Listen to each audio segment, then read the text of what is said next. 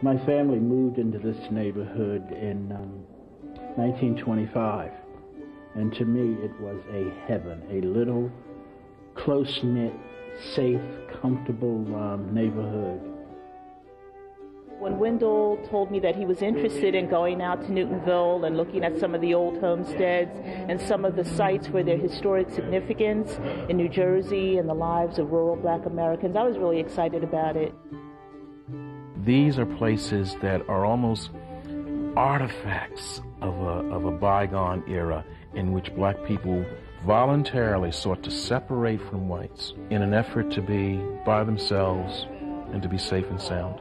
May the spirit and wisdom of small Black towns stir your soul. Ooh, awesome. One of the things that kept me going is the degree to which these communities really do have a connection to the stories that I heard growing up.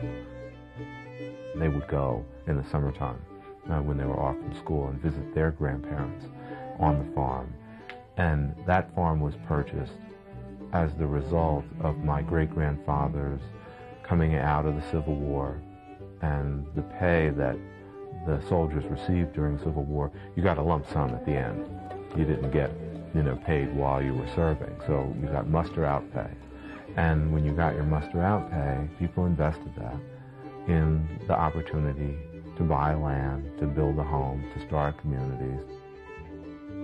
South Jersey's Black population derives from two historic events, the Underground Railroad, and the second reason why South Jersey figures prominently in the Black town and settlement movement has to do with some enterprising Black people who move into South Jersey and try to replicate in South Jersey the Black town movement which was found in the South and in the Southwest.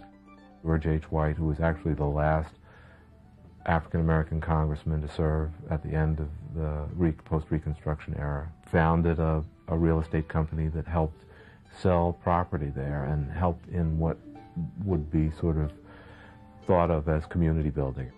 These little small towns are rapidly turning over, and I'm not opposed to integration. That's evolution.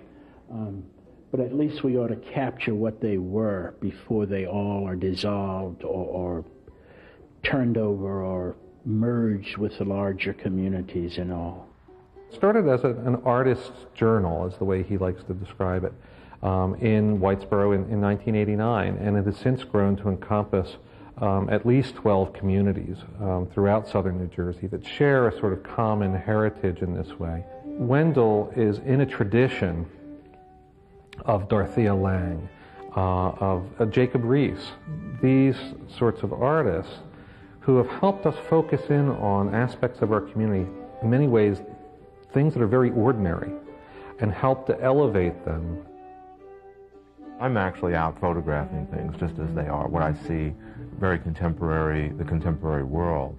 And the problem that I had was, how do I try to infuse into that work the stories and the information and the history that led up to what I see today. And that's what led me to incorporating text. I worked on a farm, and if they purchased a piece of land, they would just build a basement, and they would actually live underground until the next year when they had made enough money to put the top on the house. So that's why it's called the dugout house. Jenny Morris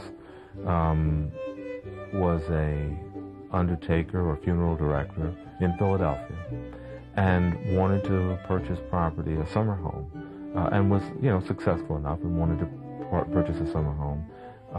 And I think it was in Ocean City. And because of racial boundaries, it just she wasn't successful. And so she discovered this property where she decided to form her own community.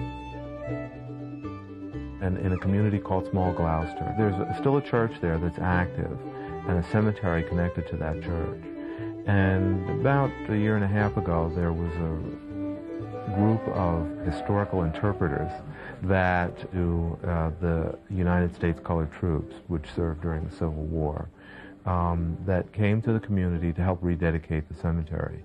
And so the photograph of Frederick Minus is a photograph that I took in the basement of the church after the ceremony. while the experience of slavery went on for centuries, there's also a centuries-long tradition of self-sufficiency in communities and intellectual vitality and civic engagement. He really brought the place to life and captured the essence of what makes a small town special.